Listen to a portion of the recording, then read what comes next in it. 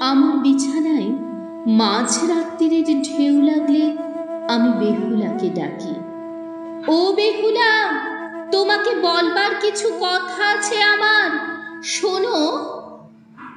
লোহার বাসর ঘর থেকে সাপে কাটা লক্ষিন্দরকে নিয়ে তুমি গেলে জলে ভাসিয়ে দিতে, তাই তো বিধান। তুমি কলার ভেলায় তাকে শোয়ালে ঠিকই, কিন্তু একলা ভেসে যেতে দিলে না, তুমিও ভাসলে তার সঙ্গে। সেটা আশ্চর্যের নয়, তুমি যে ভীষণ ভালোবাসতে তাকে, এবং তোমার ভালোবাসার তেজ ছিল দুর্দান্ত। তুমি সমস্ত বিঘ্ন বিপদ তুচ্ছ করে সমুদ্র পাড়ি দিয়ে হাজির হলে দেবতাদের আড্ডায়। সেখানে তাদের সবাইকে নাজেহাল বেসামাল করে লক্ষিন্দরকে বাঁচিয়ে ফিরিয়ে আনলে বাড়িতে। ধন্য ধন্য পড়ে গেল সারা দেশে।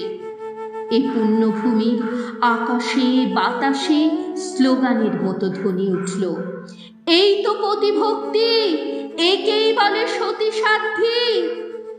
ও বেহুলা, এখন বলো তো আমায়, লোহার বাসর ঘরে অন্ধকারে সাপটা যদি ভুল করে লক্ষিন্দরের বদলে তোমাকে ছোবল দিত, তাহলে কি হতো?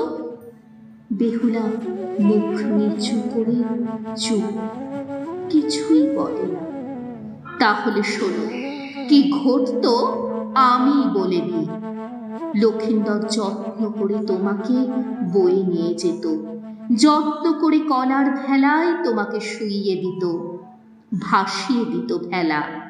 সে নিজে কিন্তু থাকতো ডাঙায়, এবং ভাঙা হৃৎপিণ্ড নিয়ে শোকাচ্ছন্ন ফিরে আসতো বাড়িতে।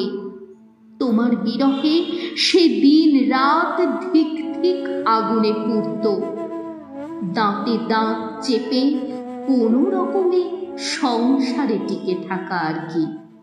কিন্তু মাস দুই বাদে তোমার বিরহ এমন অসহ্য হয়ে উঠল লক্ষিন্দরের কাছে যে আরেকটি মেয়েকে তার বিয়ে করতেই হলো। অবশ্যই তোমার মতো অপরূপ সুন্দরী সে নয়, কিন্তু তাতে আর কি এমন অসুবিধে?